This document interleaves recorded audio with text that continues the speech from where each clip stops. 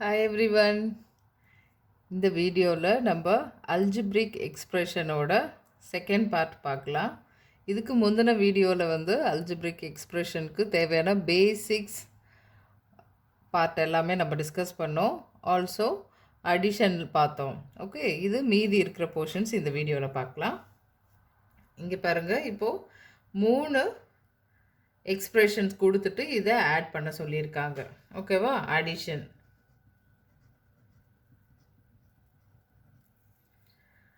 Okay, first நான் என்ன சொல்லியிருக்கோம், ஃபஸ்ட்டே நம்ம அடிஷனை படிக்கும்போது நம்ம டிஸ்கஸ் பண்ணியிருக்கோம்.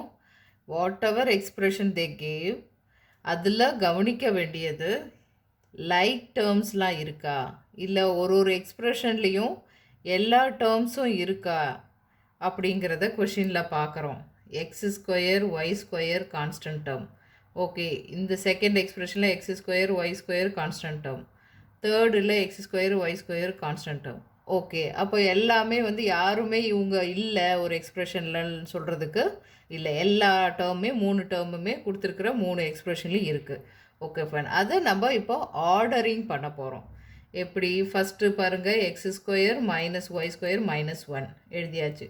நெக்ஸ்ட்டு எழுதும்போது இங்கே போய் ஒய் ஸ்கொயர்னு எழுதக்கூடாது இல்லையா? இங்கே ஃபஸ்ட்டுக்கு எப்படி ஆர்டர் பண்ணமோ அதே மாதிரி தான் இந்த செகண்ட் எக்ஸ்ப்ரெஷன் ஜம்பிள்டாக இருந்தாலும் நம்ம ஆர்டர் பண்ணி எழுதுகிறோம்.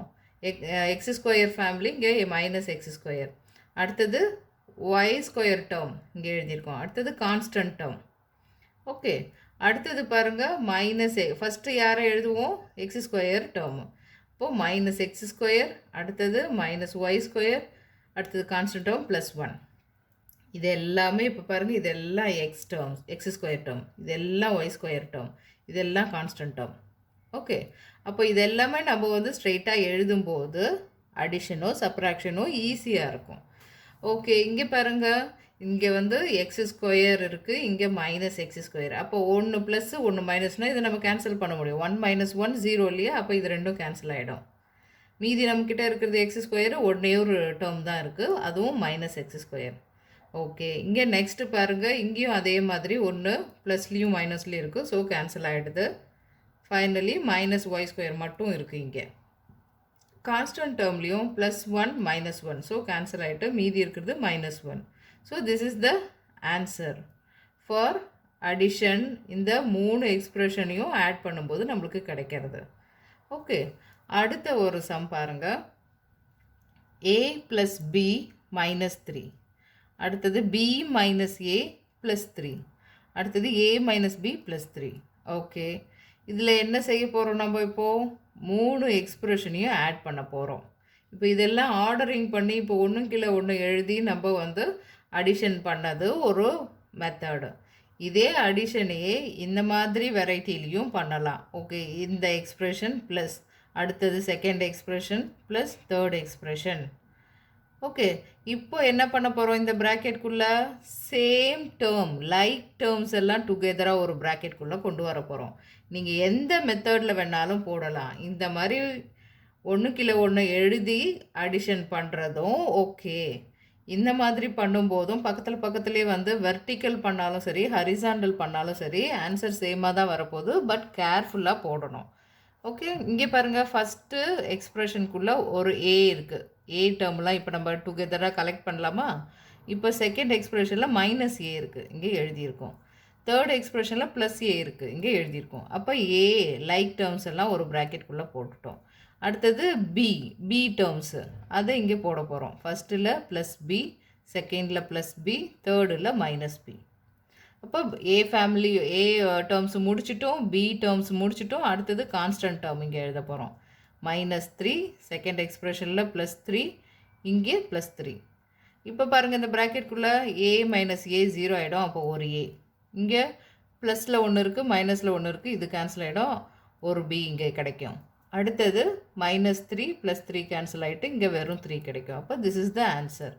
இதையே நம்ம என்ன பண்ண முடியும்? இந்த மாதிரி போட்டும் அடிஷன் பண்ண முடியும். ஓகே, அடுத்தது இப்போ சப்ராக்ஷன் பார்க்கலாம். சப்ராக்ஷன் பார்க்கும்போது நல்லா இந்த வேர்டை கவனிங்க. ஃப்ரம் அப்படிங்கிற கொடுத்துருக்கிறத வேர்டை நல்லா பார்க்கணும். இங்கே பாருங்கள், 6xy ஃப்ரம் சப்ராக்ட் பண்ண சொல்கிறாங்க. 6xyயை சப்ராக்ட் பண்ணுங்கள் ஃப்ரம் -12xy. அப்போ இதுதான் வரும் இல்லையா. 3யை 7லேருந்து மைனஸ் பண்ணு அப்படின்னு சொன்னாக்கா நம்ம 7 - 3ன்னு தான் எழுதுவோம் இல்லையா.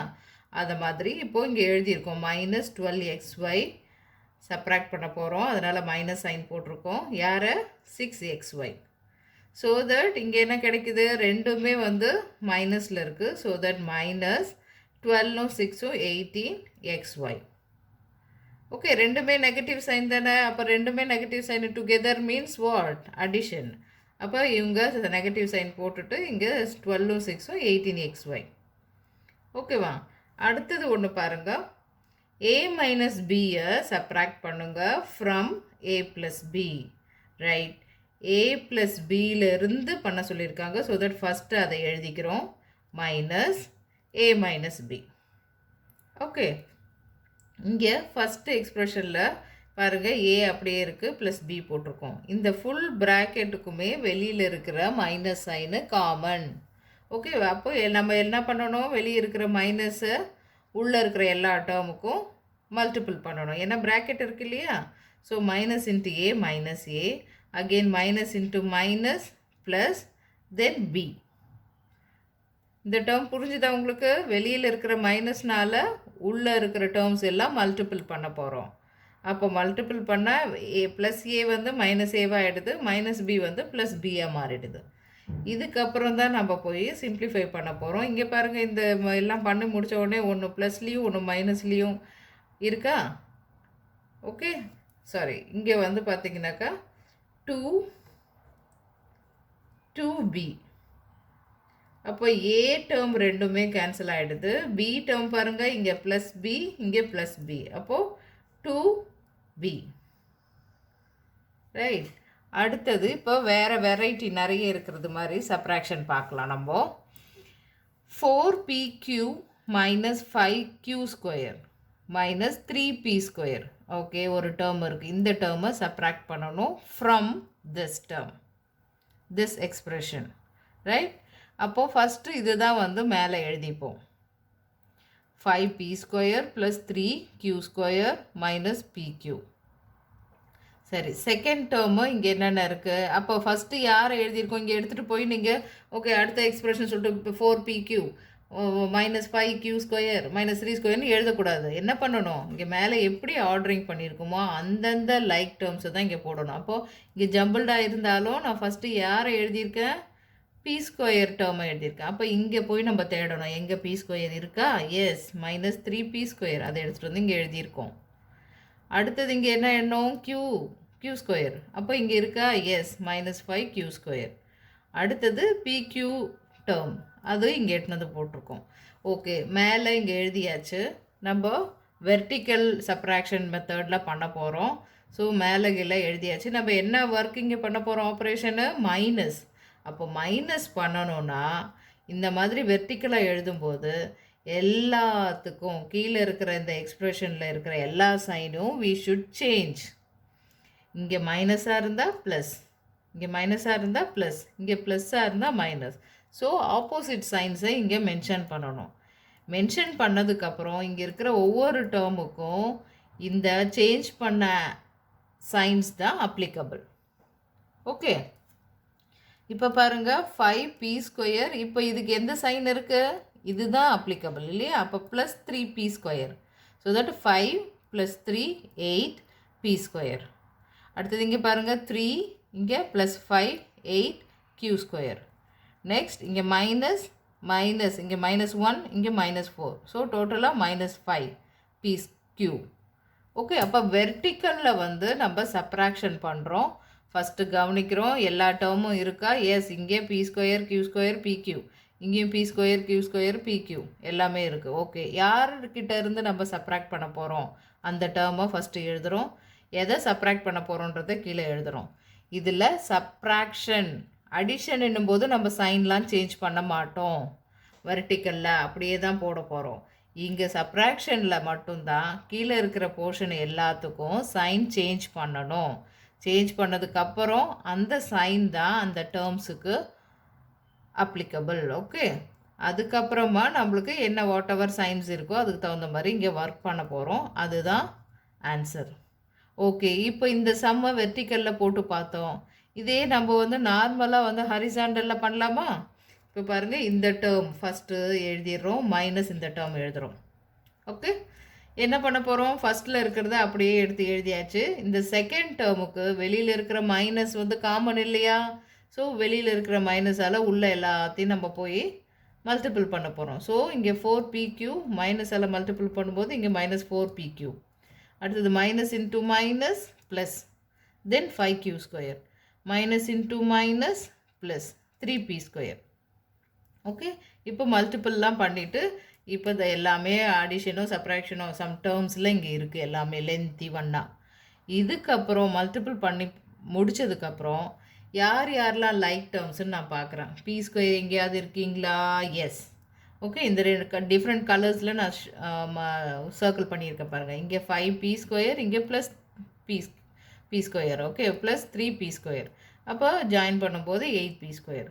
அடுத்தது q ஸ்கொயர் எங்கேயாவது இருக்கீங்களா? இங்கே போய் பார்க்குறோம். எஸ், இங்கே 3 + 3, இங்கே +5, ஸோ +8. இங்கே -pq -4, அப்போ இங்கே -1 -4, இப்போ -5p ஸ்கொயர். இப்போ பாருங்கள், ரெண்டுத்துலேயுமே இதுலேயும் அதே ஆன்சர் தான், இதுலேயும் அதே ஆன்சர் தான்.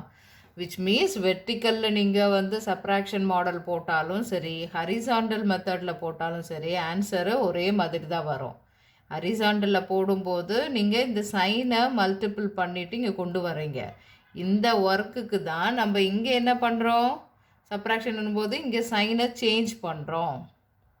ஓகே, இப்போ சைன் சேஞ்ச் பண்ணிவிட்டு அதுக்கப்புறம் ஒர்க் அவுட் பண்ணுறோம். சேம் ஆன்சர் தான் வரும்.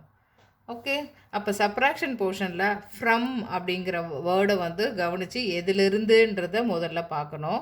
வெர்டிக்கலில் போடும்போது சைனை சேஞ்ச் பண்ணணும். ஹரிசாண்டலில் போடும்போது பார்த்திங்கனாக்கா இங்கே வெளியில் இருக்கிற மைனஸ் எல்லாம் மல்டிபிள் பண்ணிவிட்டு அதுக்கப்புறம் லைக் டேர்ம்ஸ் எல்லாம் நம்ம டுகெதராக சேர்ப்போம். ஓகே, அடுத்தது பார்க்கலாம். இப்போ finding the value of an expression. Okay, இது இன்ட்ரெஸ்டிங்கான ஒரு portion.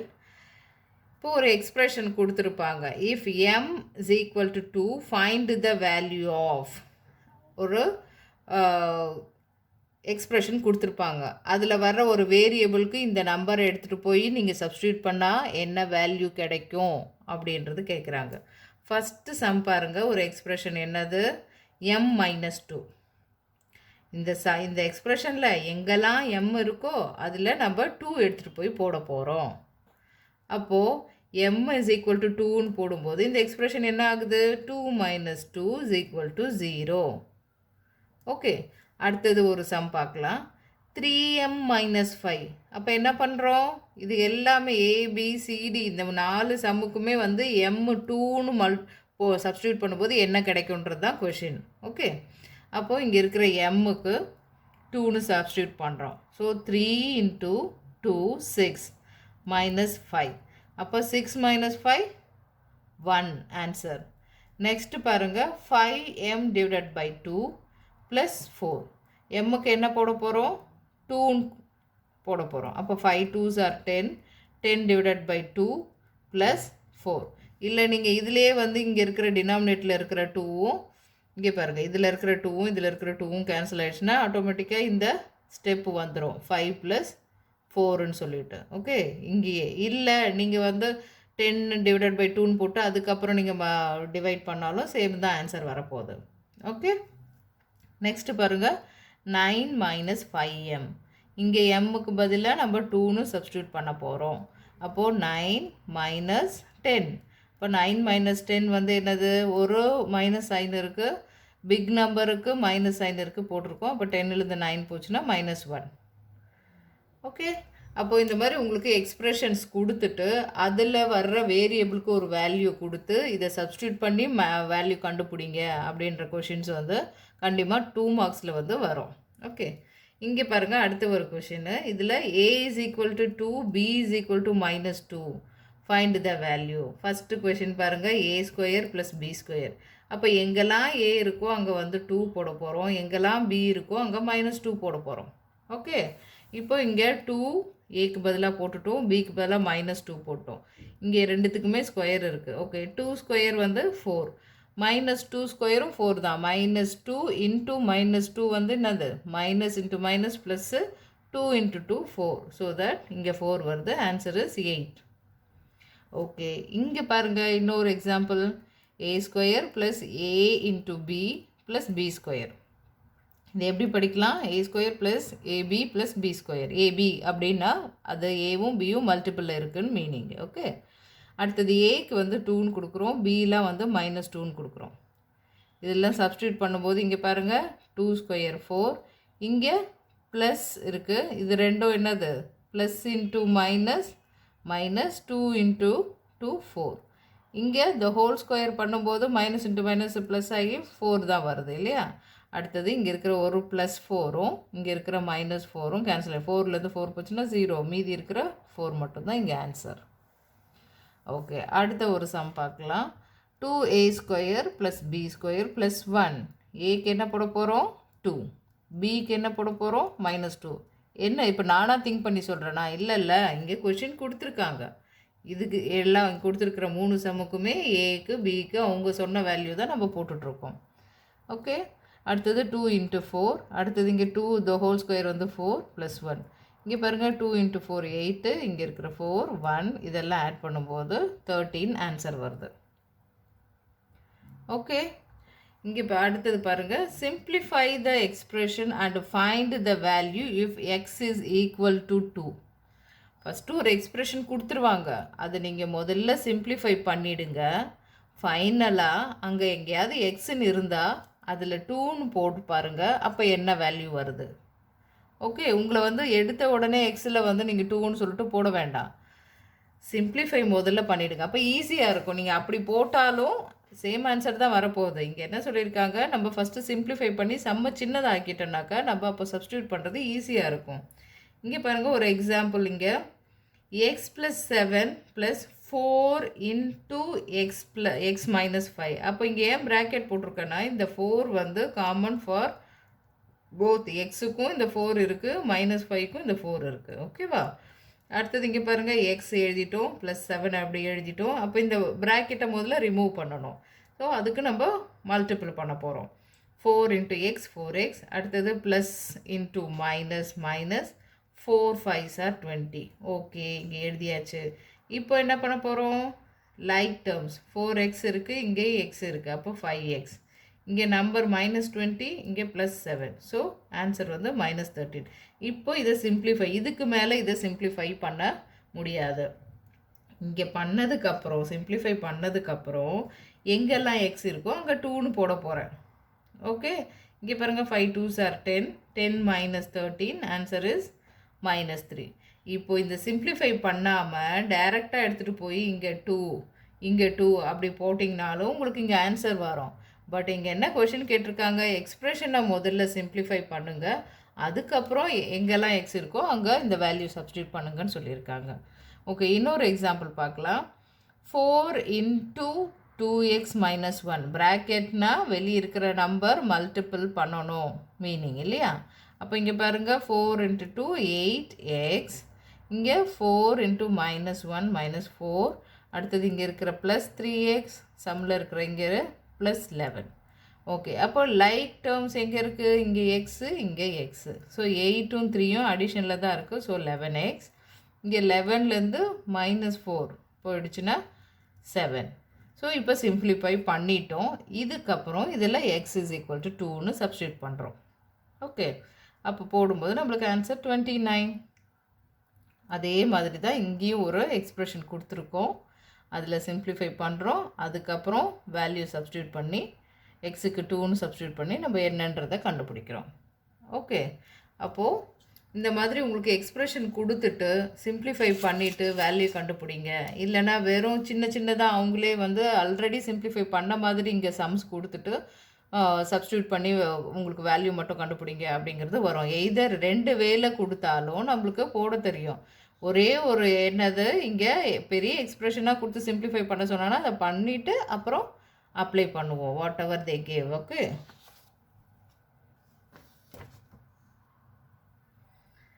Next using algebraic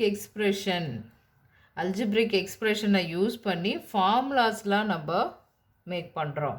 already சின்ன கிளாஸில் படிச்சிருப்பீங்க. அது என்னன்றது ஒரு வாட்டி இங்கே ரீகால் பண்ணி பார்க்கும்போது அப்போ எந்த அளவுக்கு அல்ஜிப்ரிக் எக்ஸ்பிரஷன் வந்து ஃபார்முலாஸில் இம்பார்ட்டண்ட்டாக இருக்குது அப்படின்றத நம்ம பார்க்கலாம். இப்போ பாருங்கள், பெரிமீட்டர் ஃபார்முலா நிறைய பெரிமீட்டர் ஸ்கொயருக்கு படிச்சிருப்பீங்க, ட்ரையாங்கிளுக்கு, சர்க்கிளுக்கு, அதுக்கப்புறம் வந்து ரெக்டாங்கிள், இந்த மாதிரி நிறைய படிச்சிருப்பீங்க. அதில் ஒரு சிலது இங்கே பார்க்கலாம். Perimeter of a square 4 × L. அப்போ இங்கே பாருங்கள், இதுதான் ஸ்கொயரு. ஸ்கொயருக்கு என்ன கண்டிஷனு? 4 சைடுமே 4 சைட்ஸ் ஆர் ஈக்குவல் இல்லையா? அப்போ இது எல் எல் எல் எல், அப்போ L plus L plus L plus L.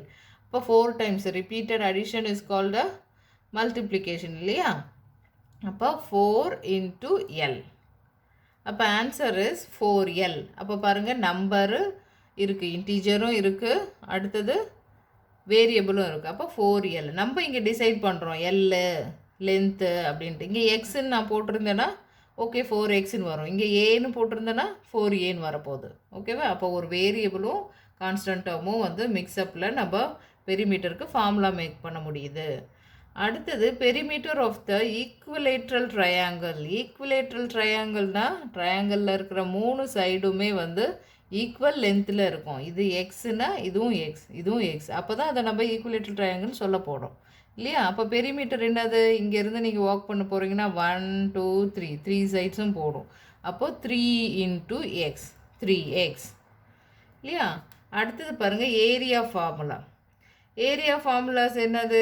Area of the rectangle. இப்போ ரெக்டாங்கிள் பாருங்கள், இங்கே எல்லு, இது லென்த்து, 2 சைடுமே ஈக்குவலாக இருக்கும் இல்லையா? ரெக்டாங்கிள் வந்து opposite sides are equal. So இது பிரெட்த்து, இது பி, இது பி, இங்கே எல்லு, இது எல்லுன்னு எழுதியிருக்கோம். ஓகே, அப்போ ஏரியா என்னது? L × B. இது ரெண்டுத்தையும் மல்டிபிள் பண்ணும்போது இந்த மொத்த ஏரியாவும் நம்ம கண்டுபிடிக்க முடியும். அப்போ எல் × பி. இங்கேயும் அகெயின் பாருங்கள், 2 வேரியபிள் அல்ஜிப்ரிக் எக்ஸ்பிரஷன் இது. Okay, 2 variable.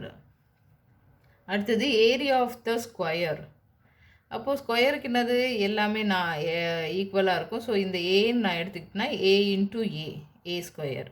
அப்போ இங்கே பார்த்த ஃபார்முலாஸ் எல்லாமே நம்ம அல்ஜிப்ரிக் எக்ஸ்பிரஷனில் இருந்து நம்ம யூஸ் பண்ணிக்கிறோம் இல்லையா? அடுத்தது பேட்டர்ன் பார்க்க போகிறோம். பேட்டர்னில் ஜாமெட்ரிக் பேட்டர்ன் இருக்குது, நம்பர் பேட்டர்ன் இருக்குது. ஃபஸ்ட்டு நம்பர் பேட்டர்ன் பார்க்கலாம். இப்போ பாருங்கள், 3 4 3 6 9 அப்படின்னு நம்பர் போயிட்டே இருக்குது. அப்போ இந்த மாதிரி போயிட்டே இருக்குது. இது எந்த பேட்டர்னில் இருக்குது அப்படின்னு நம்ம சொல்கிறதுக்கு நம்ம ஃபஸ்ட்டு இதை அப்சர்வ் பண்ணுறோம். ஓகே, இது 3 டேபிளில் இருக்குது. ஸோ தட் ஃபஸ்ட்டு நம்பரை 3 × 1ன்னு நான் எழுத முடியும், செகண்ட் நம்பரை 3 × 2ன்னு எழுத முடியும். அப்போ இதே மாதிரி போயிட்டே இருந்ததுன்னா அப்போது இதை காமனாக நான் எப்படி சொல்ல முடியும் அப்படின்னு பார்த்தீங்கன்னா, எங்கே கான்ஸ்டண்ட்டாக இருக்குது ஒரே மாதிரி இங்கெல்லாம் 3 3 3ன்னு வருது, இங்கே மட்டும்தான் 1 2 3 4ன்னு போயிட்டே இருக்கும் இல்லையா? அப்போ 3 × n. இங்கே பாருங்கள், அப்போ நான் வந்து 3nன்னு எழுதுனேன்னா எண்ணுக்கு வந்து 1ன்னு கொடுக்கும்போது 3 ஆன்சர் வரும். ஓகே, இதுவே எண்ணுக்கு 2ன்னு கொடுக்கும்போது 3 × 2 6ன்னு வரும். இதுவே எண்ணுக்கு 3ன்னு கொடுக்கும்போது 3 × 3 9ன்னு வரும் இல்லையா? அப்போது இதை நான் ஜென்ரல் டேர்மாக நான் மாற்றி சொல்லும்போது என்ன பண்ணுறேன்? நான் எண்ணுங்கிற ஒரு வேரியபிளை போட்டு சொல்கிறோம். இது ஃபுல்லாக ஜென்ரல் டேர்ம். இது எப்படி இருக்குன்னா 3n, என்ன நம்பர் வேணாலும் நீங்கள் போட்டுக்கோங்க. n = 100 போட்டிருந்தீங்கன்னா 3 × 100 300 அப்படின்னு சொல்லிட்டு கண்டுபிடிக்கலாம். ஸோ இதெல்லாம் என்ன சொல்கிறோம்? பேட்டர்ன், நம்பரில் வர்ற பேட்டர்ன்ஸ். சரி, ஓகே. இங்கே பாருங்கள், 1 ஸ்கொயர் 2 ஸ்கொயர் 3 ஸ்கொயர்னு போயிட்டே இருக்குது. அப்போ ஜென்ரலாக நம்ம என்னன்னு சொல்லலாம்? n ஸ்கொயர்னு சொல்லலாம். ஓகேவா? அப்போ எண்ணுக்கு 1ன்னு கொடுக்கும்போது 1 ஸ்கொயர், அப்போ செகண்ட் டேர்ம் 2ன்னு கொடுக்கும்போது 2 ஸ்கொயர், இந்த மாதிரி போயிட்டே இருக்கும். அப்போ ஜென்ரல் டேர்மில் எழுத போகும்போது நம்ம இந்த மாதிரி எக்ஸ்ப்ரெஷனில் ஃபார்ம் பண்ணி எழுதிக்க முடியுது. ஓகே, அடுத்தது நம்ம ஜாமெட்ரிக்கல் ஷேப்பு பார்க்கலாம். இதுலேயே ஜாமெட்ரி பேட்டர்ன் என்னன்றதை பார்க்கலாம். இப்போ ஃபஸ்ட்டு கொஷின் பாருங்கள். இப்போ மேட்ச்ஸ்டிக்ஸ் வச்சு இந்த மாதிரி ஒரு ஷேப் மேக் பண்ணுறாங்க, லைக் 6 மாதிரி. இங்கே 1 2 3 4 5 6. அப்போ 6 மேட்ச்ஸ்டிக்ஸ் வச்சு இங்கே இந்த மாதிரி ஒரு ஜாமெட்ரி ஷேப்பு மேக் பண்ணியிருக்காங்க. அடுத்தது இன்னொன்று பக்கத்தில் வந்து பண்ணியிருக்காங்க. அடுத்தது இப்போ இதே மாதிரி பேட்டர்னில் போயிட்டே இருக்குது. இப்போ நம்ம கவுண்ட் பண்ணுறோம். இதில் 6 ஸ்டிக்ஸ் யூஸ் பண்ணியிருக்காங்க, இதில் 11, இதில் 16. அப்போ இதுக்கு நான் ஜென்ரல் டேர்ம் எப்படி எழுதலாம் அப்படின்னு சொல்லிட்டு திங்க் பண்ணுறோம். ஓகே, ஃபஸ்ட்டு இந்த 6ஐ நான் என்ன செய்கிறேன், 5 into 1 + 1. 5 into 1 இங்கே என்ன கிடைக்கும், 5 + 1 6ன்னு வருது. அப்போ இந்த 6ஐ நான் இந்த மாதிரி எழுதுகிறேன். ஓகே, அப்போ 11க்கு என்ன பண்ண முடியும், எல்லா டேர்ம்லேயும் பாருங்கள் லாஸ்ட்டாக +1 +1 +1 போடுற மாதிரி மீதி எல்லாமே எழுத முடியுது என்னால். அப்போ 5 2s are, இங்கே பாருங்கள் 5 3s are, இங்கே பாருங்கள் 5 2s are 10, இந்த 1 சேர்க்கும்போது 11. இந்த 11ஐ நம்ம இப்படி பண்ணலாமா, அடுத்தது 16 இந்த மாதிரி எழுதலாமா. ஸோ இப்போ இதுக்கு ஜென்ரல் டேர்ம் நம்ம என்ன எழுத போகிறோம், இங்கே எல்லாத்துலேயும் பாருங்கள் ஃபஸ்ட்டில் வந்து 5 5 5ன்னு வருது. அதே மாதிரி வெளியில் போடுற +1ம் ஒரே மாதிரி வருது.